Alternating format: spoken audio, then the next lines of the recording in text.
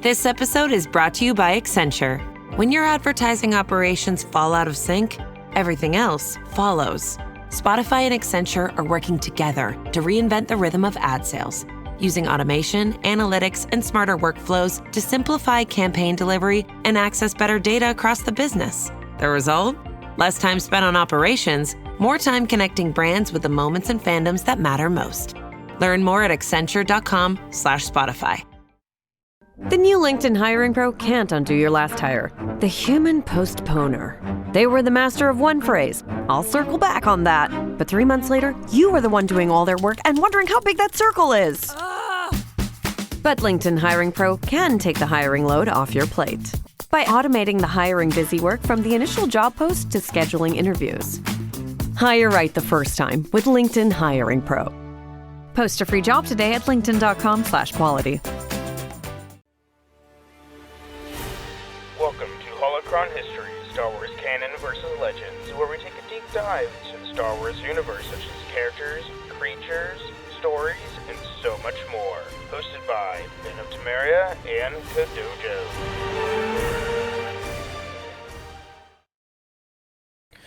Welcome back, everyone, to Holocron History's Star Wars Canon vs. Legends. I'm one of your hosts, Brandon, or Ben of Temeria, and also with me is my good friend, Kodojo. Hello there. And today we are in part 3 of 4 for Mon Mothma, because too much. And we are now finally in A New Hope.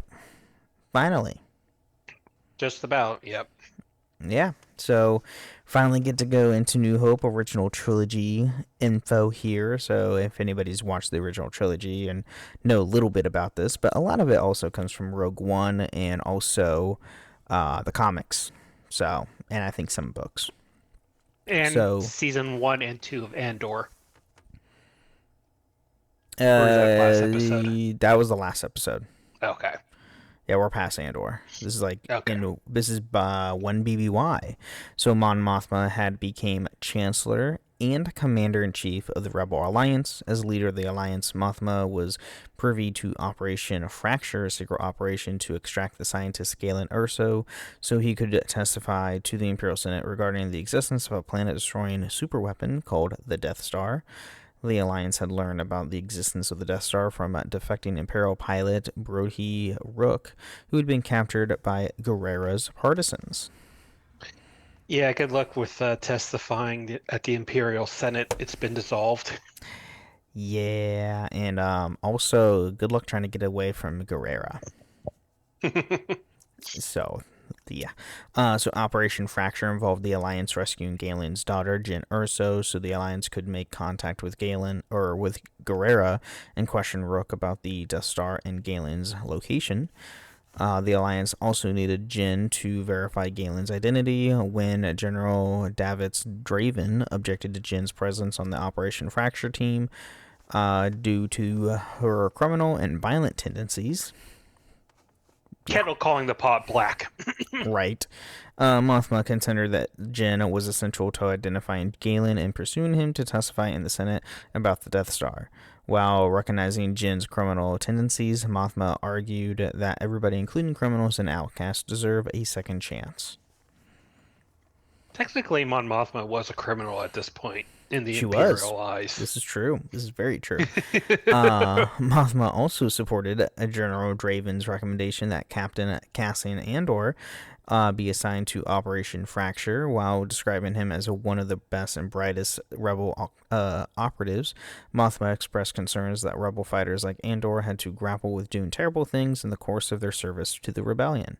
In addition, Mon Mothma also briefed about several topics, including Galen Erso's expertise on crystal science and energy generation, suspected Imperial disinformation, speculation about the Empire's planned weapons test, Grand Moff Tarkin, the Alliance military assets by various colleagues, including General Draven, Senator Noah Drebel, Advisor Hostess Ege, and General Jan Dodonna and Admiral Radis. So Cassian is putting into this mission, while Mothma is like, he's done a lot of bad things for the good, which we see in Andor season 1 and 2. Oh yeah. He's like, yeah, he Well, went through a lot of crap. Well, Season he one wasn't he with didn't do for the rebellion. he wasn't for the rebellion, but when you get to season 2, it's like, oh, he did a lot of things that he didn't want to but had to do. Yeah. So, Jyn convinced Saul to show her the message, which detailed the super weapon's destructive power and weakness that Gillen had deliberately set in the station. He also explained that a copy of the weapon's technical readouts were kept in the Citadel Tower on Scarif. Jyn was unable to deliver the holographic recording to the Alliance due to the destruction of Jeddah City. Urso and Andor were able to escape Jeddah and set course for Adu. En route, Andor... Yeah, I do. Okay. En route, Andor relayed news to Jeddah's destruction, while General Draven confirmed his orders to kill Galen Erso. Now, I have a feeling that she would have been able to get a copy of that recording if she didn't have a bit of an emotional breakdown. Yeah, that's fair. Yeah. I mean, she had every right to have that emotional breakdown, but there was time to get a copy. Oh, absolutely. But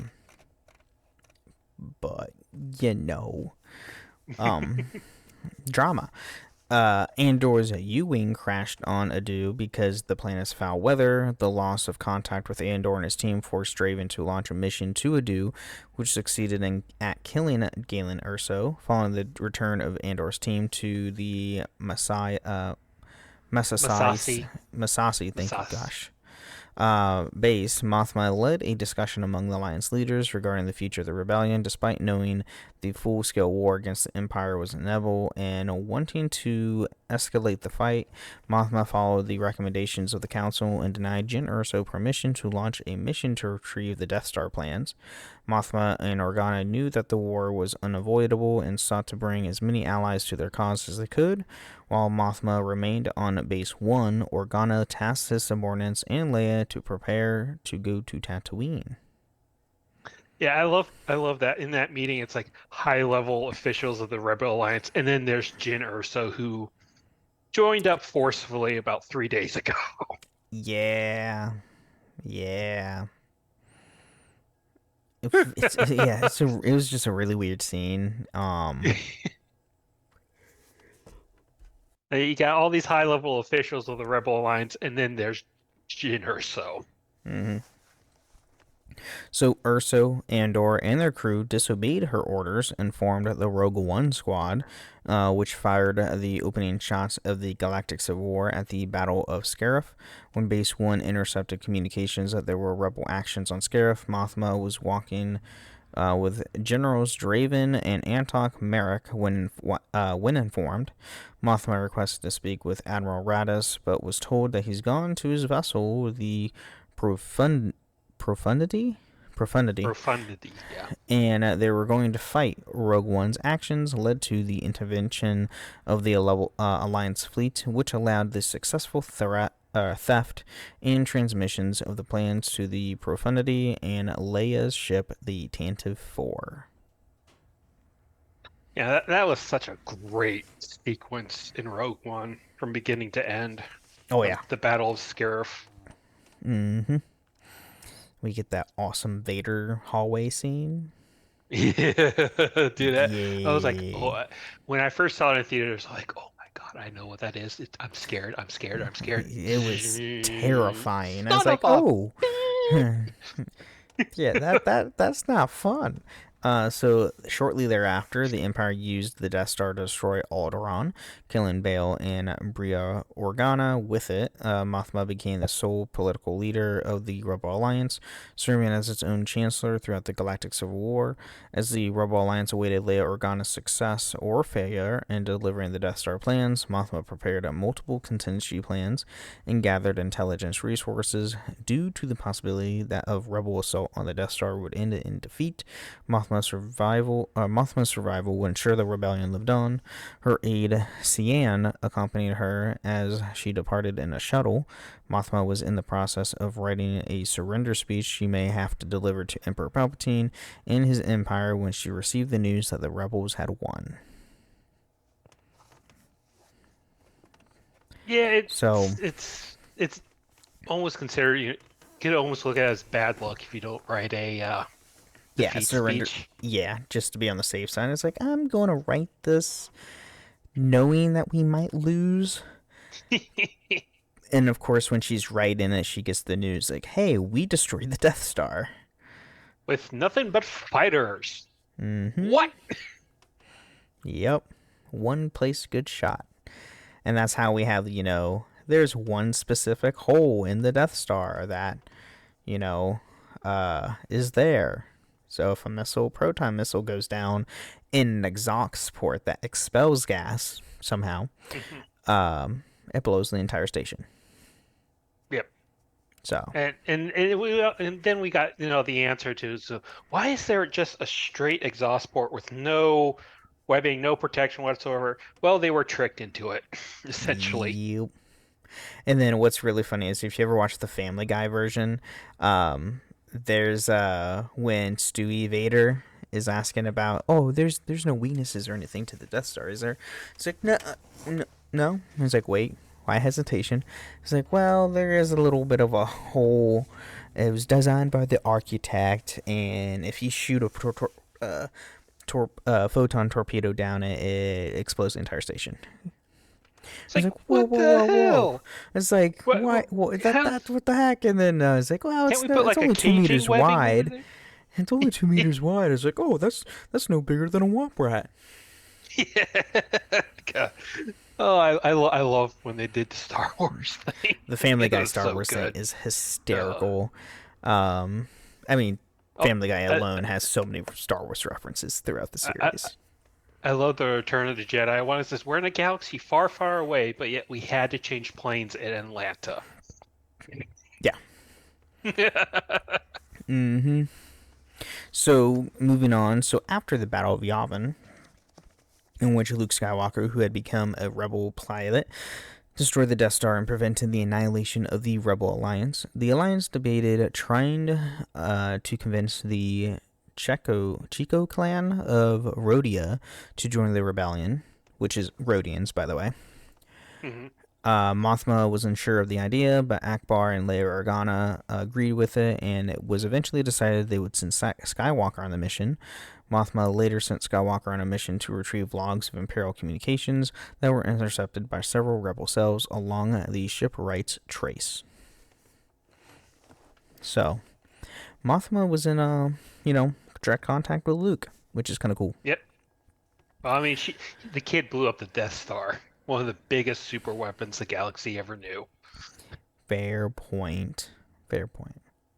So at some point later, the Alliance High Command met in the Alliance fleet to discuss what actions would take next. Organa, who had been just completed a successful assault on Weapons Factory Alpha on Kaimun 1, urged the leadership to allow her team to continue pressing Alliance's advantage against the Empire. Admiral Gial Akbar told the princess they could not maintain such an offensive due to still being on the run, a stance that Mothma agreed with.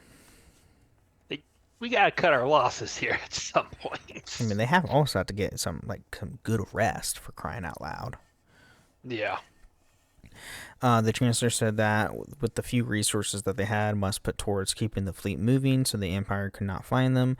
Only by establishing a new base, Mothma said, would try to able to change the stance. Concerned with well-being of her old friend, Mothma also reminded the princess that she could not afford to continue pushing herself or her team so hard in the fight against the Empire. Yeah. Also, Bail was her friend, so trying to protect his daughter, which, I get. That's fine. So High Command later received word that Skywalker had been captured by Gracchus, a Hutt crime lord on the moon of Nar Shaddaa. Despite Skywalker's value to the Alliance and his status as hero of the Battle of Yavin, Mothma made the difficult choice to decide against using any large amount of Alliance resources to rescue him. Knowing that the rebellion could not move against the Hutt stronghold, she also believed that sending a covert team would be a suicide mission. Now, Gracchus was a buff Hutt. He was very buff.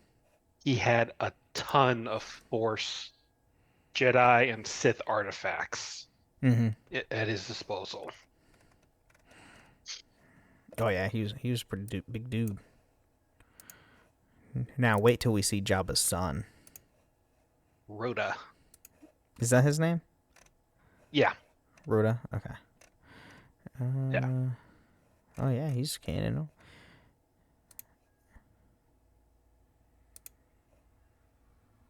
Oh, I guess he was in 231 BBY, which is during the High Republic era.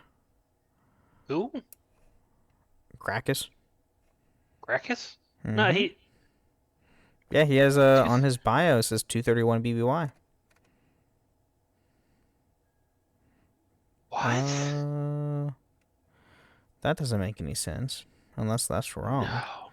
Auction for Padawan, capturing Luke Skywalker. That doesn't make sense. Some point before the invasion of Naboo, so that's before the Clone Wars. Yeah? Huh. Yeah, I don't know. That's weird. Anyway, moving on. So nonetheless, Skywalker's Wookiee friend Chewbacca and protocol droid C-3PO agreed to travel to Nar Shaddaa to help the captive rebel with help with Organa, the smuggler turned rebel Han Solo, and astromech droid R2-D2, who rendezvoused with the team on Nar Shaddaa. Chewbacca and 3PO successfully rescued Skywalker. Despite the valuable victory at Yavin, the Alliance remained on the back foot as the Empire's full fury was brought down on the rebels. Offensives in the Mid-Rim turned into a retreat, and the personal toll on Mothma throughout the war was heavy, but she remained steadfast. Yeah, there was Star Wars Battlefront Twilight Company was a book that kind of talked about this retreat. For like 2 years, the Rebel Alliance pushed into the Mid-Rim to get supplies, armor, weapons, recruits, and then they had to retreat. Because during those 2 years, the Empire was scrambling to fill in the gaps since the Death Star blew up, and there was so much invested into the Death Star. I mean, I think someone made the calculations that they could have made like 25,000 Star Destroyers out of the Death Star. No, Twilight Company. I forgot this was a book. Yeah, this was, I think, released in 2015. Star Wars Battlefront 1 and 2. Came out November 3rd, 2015, which... When was the first Star Wars Battlefront?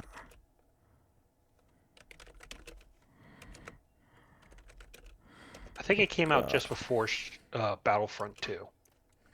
Which, by the way, let's see what the player count is right now.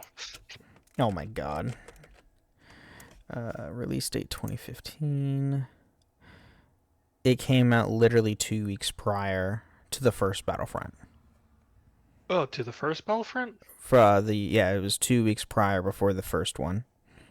2015's Battlefront. Yeah, because the release date was November 17th, 2015. Book came out 2 weeks prior. Which is pretty cool, nonetheless.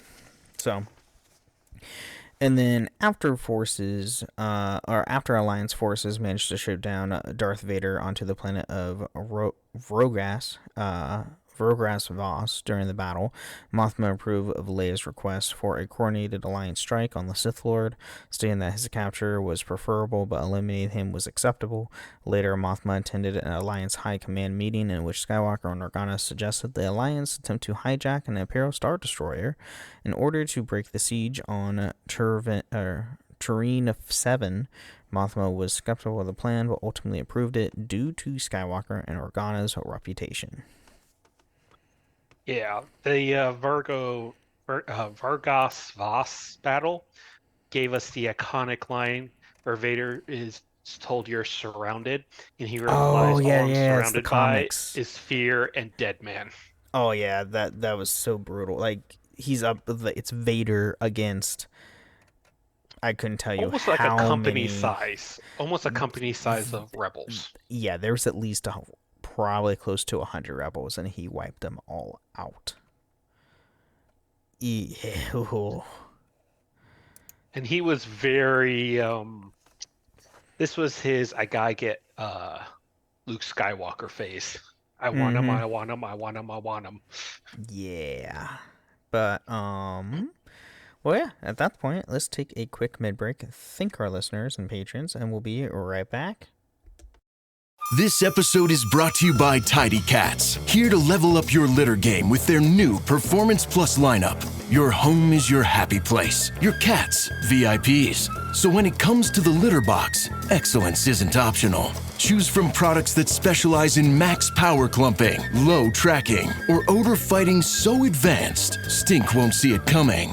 Tidy Cats Performance Plus. Mission mighty, keep it tidy. Shop now at tidycats.com.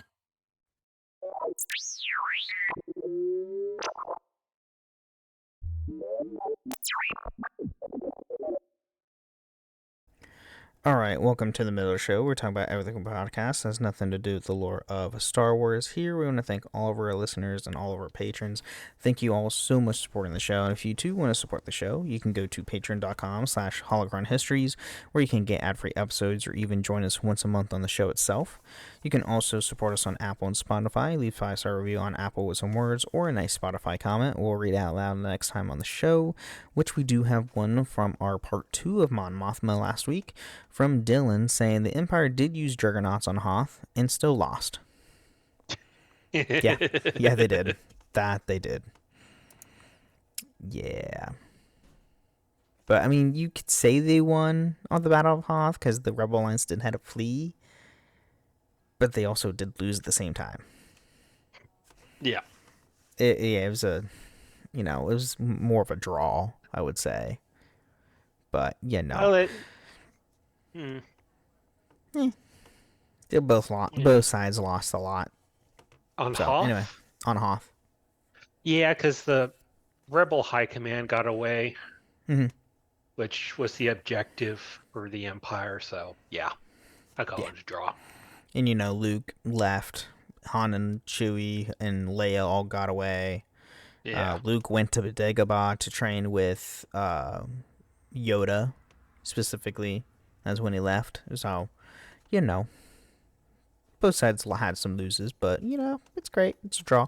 You can also find us on a few different Discord servers. The Robots Radio Discord at robotsradio.net, as well as my own Discord server, the Ben and Friends Podcasting Discord, where you can find this show and all the other shows that I host, which are the Final Fantasy Lorecast, the Gundam Lorecast, the Wizarding World Lorecast, and the Witcher Lorecast. So go check all that stuff out. All great stuff. All great fun. And, yeah, I mean, I don't really have anything else to add for the mid-break. Do you have anything, Dojo? Are you going to put talk about really. The player count of Battlefront 2? Yeah, let's see. What was the high? I think it was like somewhere around 18. Yeah, it was player count for Star Wars Battlefront 2 reached up to 18,060 players. Wow.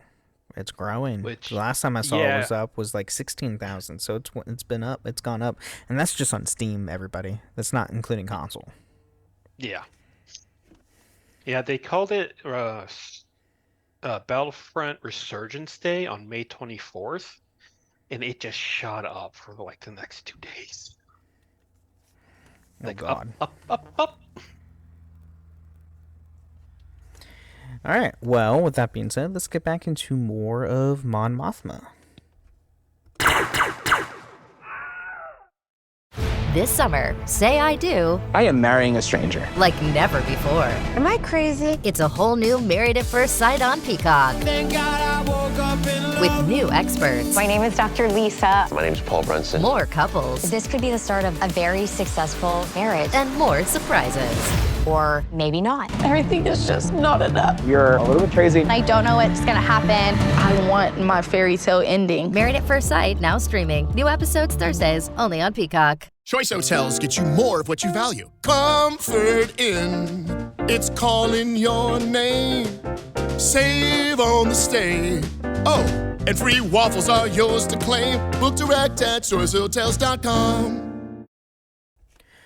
All right, now we are at the Battle of Hoth and the aftermath.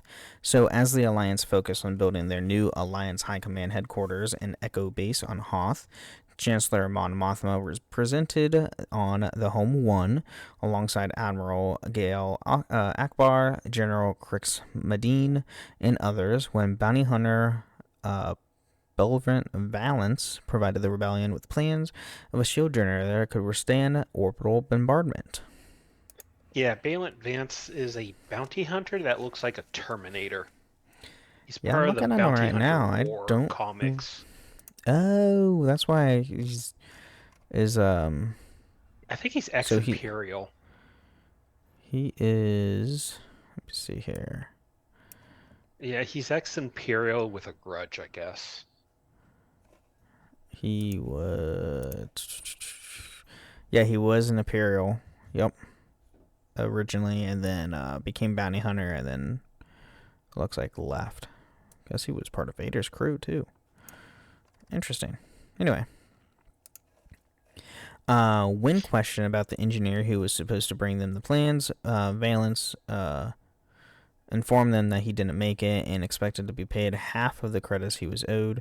Mothma asked him about being paid half, to which Valance said that the other half would be for the ransom of the engineer's family that was held by the Empire. By this time, General Medine was quickly became a valued advisor to Mothma. Now, Crix Madine, he was in Star Wars Rogue Squadron for the N64. He's ex-Imperial, and the entire Star Wars Rogue Squadron game was him just giving you orders. So fly here, destroy this Imperial base. That's just General Crix Madine. Let's see here. In canon, yeah, he was a former Imperial Special Forces. Yeah. So, all right. So when we already said that. Okay. So one night at Echo Base, General Carlos Recan was off-world with Mothma, leaving General Leia Organa in command of the base. At that time, the heaters failed, and Leia had to place everyone in starships as a temporary measure to evacuate the base, with the reactor was briefly compromised. Echo Base was eventually discovered by the Galactic Empire, commencing the Battle of Hoth. When the Imperial Death Squadron arrived and landed Blizzard Force, Generals Recan and Leia Organa commanded the Alliance forces, which at the time of the battle had more than 7,500 personnel at the base. The Alliance command staff, including Chancellor Mothma, had not yet arrived when the battle began. So, Mothma was at the Battle of Hoth. Yeah, this was also in Twilight Company. This base was built to be abandoned. This was okay, let's regroup the Rebel Alliance for a meeting to figure out our next step and then dissipate, essentially. And the sheer fact Vader found them was like, wow, that was fast, even by our standards. Right. So, following the battle, Mothma met Lieutenant Thane Quarrel, an Imperial turned rebel, after that he became intoxicated following the night of drinking. Though he did not know who she was, Mothma helped him find a chair so he could sit down, and he did tell her all that he had defected from the Empire, but still loved Sienna Ree, a childhood friend turned lover who served in the Imperial Navy. Mothma listened to his story, including how he was afraid that he might shoot Ree down in battle someday, and that he did not want to let his fellow rebels down for fear of killing the woman he loved. Yeah, this was a book called Lost Stars. It's kind of a young adult romance, almost. Yeah, I'm looking at the character models for it. It's a webcomic. Webcomic slash manga, kinda, based on the Oh, art style. interesting. That's cool. So the next morning, Mothma briefed Cairo and the other pilots on a mission that they were to carry out for the Alliance. At the end of the briefing, Mothma spoke to Cryo, who apologized for his actions the previous night. Mothma told him that she did not drum anyone out of the Alliance for getting intoxicated once in a while. At least there'd be no rebellion left to fight the Empire. But she did want to know he was capable of doing his duty. He's sure that he was, and he took heed of her words that it was acceptable to love someone on the other side of the war, so as long as he loved the cause of the Rebel Alliance more. Yeah, it's like, okay. I get it. Everyone needs to get drunk every once in a while. Just don't Mm-hmm. let it screw you up in the field. Oh yeah, as long as you're not drinking and flying, right? Don't drink and drive, kids. No, please don't. In the aftermath of the defeat at Hoth, the Alliance Navy split into naval divisions after she spent a time with the 7th Division aboard the rebel flagship Home 1. Mon Mothma, along with Admiral Akbar and the 11th Division, found herself blockaded by the Galactic Empire on Abdalis when they were discovered. During the Battle of Abdalis, Colonel Coach, sure, and the Ground Defense Command protected Mothma and the 11th Division ships until a Starlight Squadron from the 4th Division arrived to reinforce them. After destroying the Ultima II, Mothma thanked the pilots of Starlight Squadron and that now they would be able to join the fight.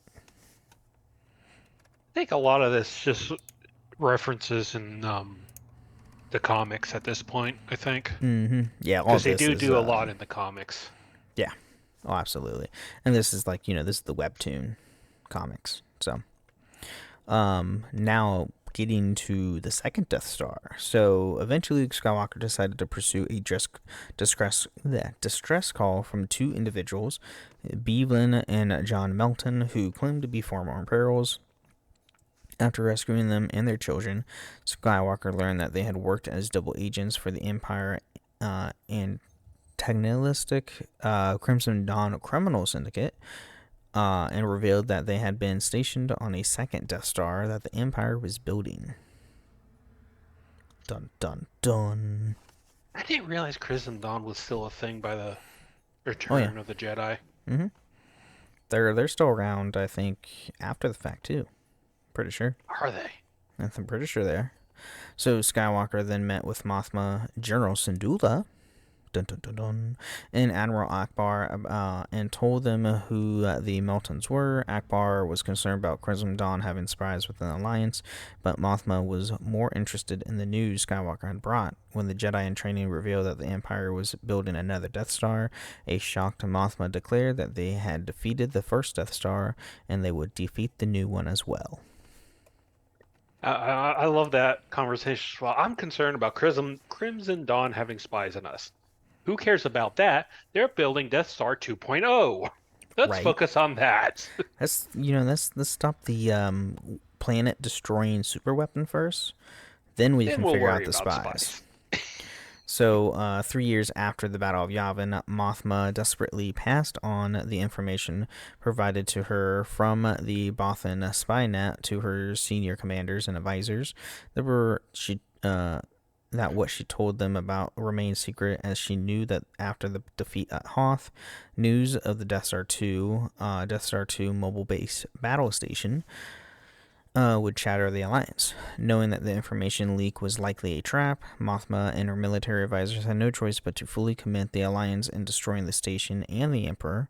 The Alliance learned that the battle station was in the orbit of the forest moon of Endor and under construction. Mothma met with Alliance High Command to discuss strategy for how to deal with the threat of the new Death Star, and it was agreed that the battle station had to be destroyed before it was fully operational. Surprise, it was. Yeah. Oh, whoa. Who would have thought? Return of the Jedi? What?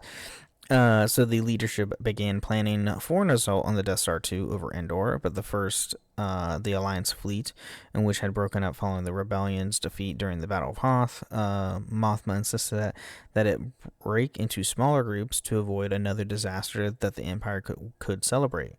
When had to regroup Nil Solist, Organa volunteered to lead the operation, codenamed Operation Yellow Moon, to distract Imperial forces while the Alliance fleet gathered together. Mothma was opposed to the idea at first, but she spoke with the princess about her concerns. Concerns stemmed from Organa's willingness to sacrifice herself for the Alliance.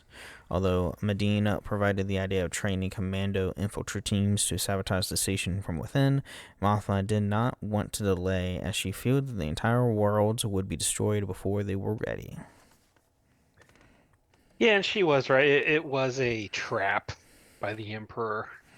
Oh, yeah. I mean, Palpatine's not stupid. He's obviously, because he, played both sides in the Clone Wars, for crying out loud. Yeah, it's like, here's a piece of information you literally have to act on, whether it's a trap or not. Mm-hmm. So the Chancellor knew that Organa was in love with Captain Solo, who had been taken captive by Jabba the Hutt months earlier, and worried that Organa was willing to sacrifice happiness to die for the rebel cause. Mothma also knew that the Organa blamed herself for the destruction of Alderaan. So she told the princess a piece of intelligence. The Emperor intended to use the new Death Star to destroy worlds such as Mon Cala and even Trendrilia, all to eliminate opposition to his rule. Yeah, and for those wondering, Mon Cala was at the end of a hyperspace lane corridor, and it was near impossible for them to actually attack. Now, granted, yes, there was the invasion of Mon Cala at one point, but I think at some point they pushed them off and forced them to retreat. Yeah, you're right. And for anybody who doesn't know, Mon Cala is the homeworld of the Mon Calamari, which is Admiral Akbar's race and species. And the main provider of ships for the Rebel Alliance. Mm-hmm. Yeah, that too. So Mothma knew that she allowed herself to be ruled by such fears, so she would not be able to serve the Alliance.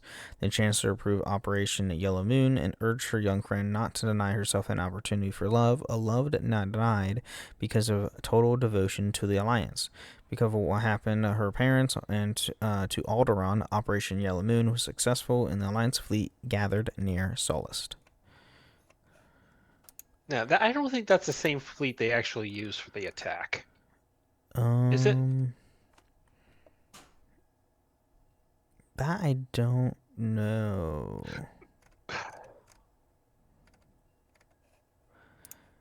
Possibly? Can't remember.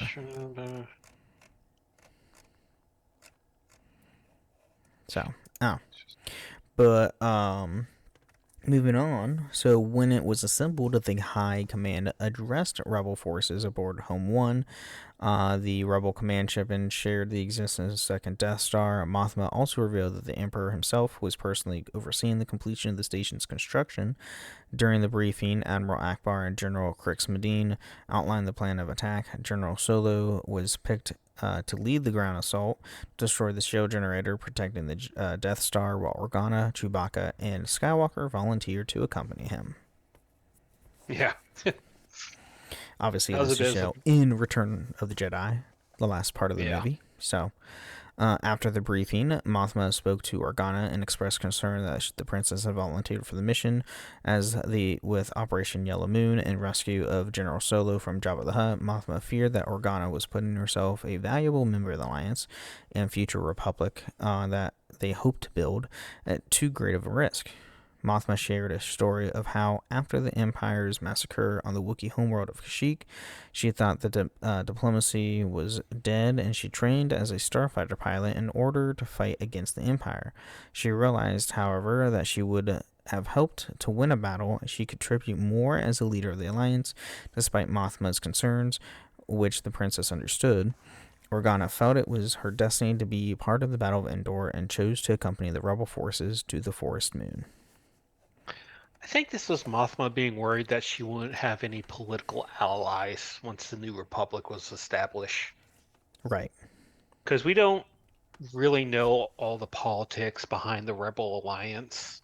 Mm-hmm. There were some worlds openly with the Rebel Alliance and some that were kind of with them, but not really, just in case they lost. Right.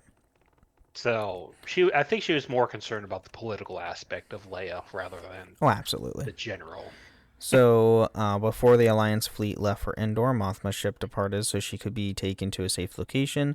Mothma considered traveling to the rebel-friendly planet of Druktail to help to distract the attack on the Death Star, but her closest aide, Hendry Underholt, convinced her not to take the risk. As Underholt reasoned, she could go within a detachment, and being Mothma's closest aide, it would look like the rebel leader was present without needing to personally arrive. In order to end up being Mothma's final message to Underholt, she thanked her aide for her friendship and the leadership she displayed. And then Underholt's proposal to Mothma ultimately saved the rebel leader's life. The Empire dispatched 3 Star Destroyers to Turktel and bombarded the planet, with Underholt dying in the attack. Meanwhile, the Battle of Endor commenced once the rebel forces arrived over the Forest Moon. Unknown to the rebellion that the Emperor had allowed them to learn the station's existence, to learn the rebels into a trap meant to destroy them once and for all. However, the Alliance emerged victorious. The second Death Star was destroyed, and the Emperor was killed, and the Empire was left leaderless and in chaos. The tide had turned in the war against the Empire. Yeah. This is where the canons and legends vastly diverge, in my opinion. Yeah, no, you're right. It only takes them like a year to essentially destroy the Empire, well, the remnants of the Empire, and drive them to the unknown region. Meanwhile, in Legends, they never really even destroyed the Empire. They push them back to like the galactic north, kind of hold them there, and finally make peace with them. Yeah. So we got very 2 different endings following the Battle of Endor. Mm-hmm. Yeah, no, you're right. Like, after Return of the Jedi is where canon and Legends is where they mainly split. Oh, yeah. So, but enough of the... that is all I have for part 3. So, yeah, that's what I got. Fun stuff. But, do you have any, like, final thoughts or anything on part 3 of Mon Mothma? I wonder if she just placed herself at command with Bail Organa's death. Just straight out, no one else was allowed to be leader besides her. Yeah. I mean, she was one of the original progenitors of the Alliance, so... Yeah. Next to, Hera, obviously. Yeah. So... But, yeah. But, alright, well, everybody, again, thank you for listening to Holocron Histories, and may the Force be with you. Thank you for listening to Holocron History, Star Wars Canon vs. Legends. You can find us on the Robots Radio Discord at robotsradio.net, the Ben and Friends Podcasting Discord, where you can share your thoughts, experiences, and love for the Star Wars lore. And don't forget, for the Republic!